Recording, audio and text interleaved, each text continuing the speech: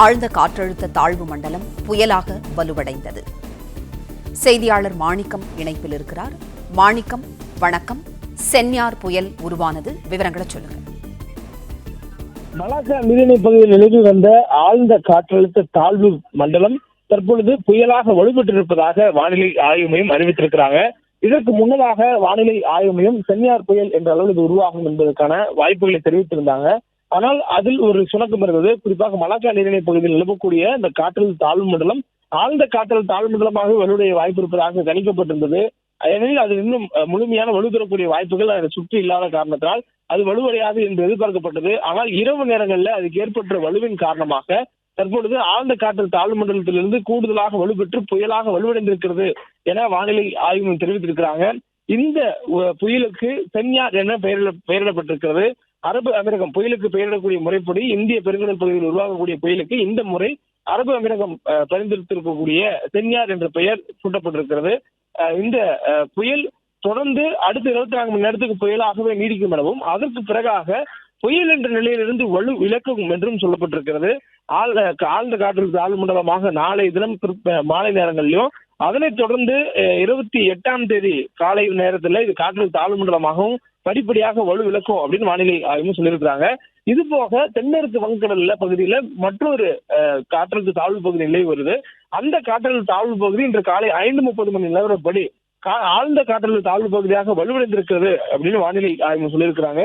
இன்னும் அடுத்த 24 மணி நேரத்துக்குள்ளாக தென்மேற்கு வங்கக்கடல் பகுதிகளில் இலங்கை ஒட்டி நிலவக்கூடிய அந்த ஆழ்ந்த காற்றழுத்த தாழ்வு பகுதி காற்றழுத்த தாழ்வு மண்டலமா வலுப்பெறக்கூடிய வாய்ப்பு இருக்கதான் சொல்லியிருக்காங்க. அதற்கு பிறகு அது வலுப்பெறக்கூடிய வாய்ப்புகள் குறித்து எந்த மாதிரியான முன்னறிவிப்புகளும் இப்போதைய முன்னறிவிப்புகள் கொடுக்கப்படல. தற்போதைய சூழல் வரைக்கும் மலாக்கா நீரிணை பகுதியில் உருவாகி இருக்கக்கூடிய ஆழ்ந்த காற்று தாழ்வு மண்டலம் தற்போது புயலா வலுப்பெற்று விட்டது. அதற்கு சென்யார் என பெயரிடப்பட்டிருக்கிறது. அது ஒரு பக்கம் இருக்கக்கூடிய சூழலில் தற்போது தென்மேற்கு வங்கக்கடல் பகுதிகளில் இலங்கை கடலோர பகுதியை ஒட்டிக்கூடிய இடங்கள்ல இருக்கக்கூடிய மற்றொரு ஆழ்ந்த காற்றழுத்த தாழ்வு பகுதி ஆழ்ந்த காற்றழுத்த தாழ்வு பகுதி வலுவடைந்திருக்கிறது. அது மேலும் வலுவடைந்து காற்றழுத்த தாழ்வு மண்டலமாக வலுவடையும். ஒரு பக்கம் சென்யார் புயல் 24 மணி நேரத்துல வலு விலக்கும், மறுபக்கம் இலங்கை ஒட்டியிருக்கக்கூடிய ஆழ்ந்த காற்றழுத்த தாழ்வு பகுதி காற்றழுத்த தாழ்வு மண்டலமாக வலுவடையும் என்று இருவேறு நிலைப்பாடுகளில் 2 சுழற்சிகள் வங்கக்கடலில் நிலவுவதாக வானிலை ஆய்வு தெரிவித்திருக்கிறாங்க. இதன் காரணமாக கடலில் பலத்த காற்று வீசுவதற்கான வாய்ப்பு இருப்பதாகவும், குறிப்பாக தெற்கு வங்கக்கடல் பகுதிகளில் காற்றுடைய வேகம் மணிக்கு 65 கிலோமீட்டர் வேகத்தில் தென்மேற்கு வங்கக்கடல் பகுதிகளிலும் தென்கிழக்கு வங்கக்கடல் பகுதிகளில் மணிக்கு 80 முதல் 100 கிலோமீட்டர் வேகம் வரையில் வீசுவதற்கான வாய்ப்பு இருப்பதாகவும் சொல்லப்பட்டிருக்கிறது. இதனால் மீனவர்கள் உடனடியாக கரைக்கு திரும்ப வேண்டும் எனவும், மீனவர்கள் அடுத்திருக்கக்கூடிய 3 தினங்களுக்கு மீன்பிடிக்க செல்ல வேண்டாம் என்ற எச்சரிக்கையும் வானிலை ஆய்வு மையத்தால் கொடுக்கப்பட்டிருக்கிறது.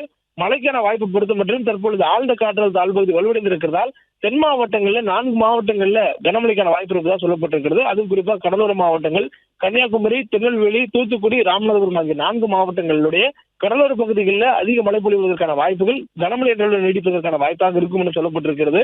மற்ற தமிழக பகுதிகளில் வானம் மேகமூட்டத்துடன் காணப்படுவதற்கான வாய்ப்பும் ஒரு சில இடங்களில் மிதமான அளவில் மழை பெய்யக்கூடிய வாய்ப்பும் இருப்பதாக சொல்லப்பட்டிருக்கு.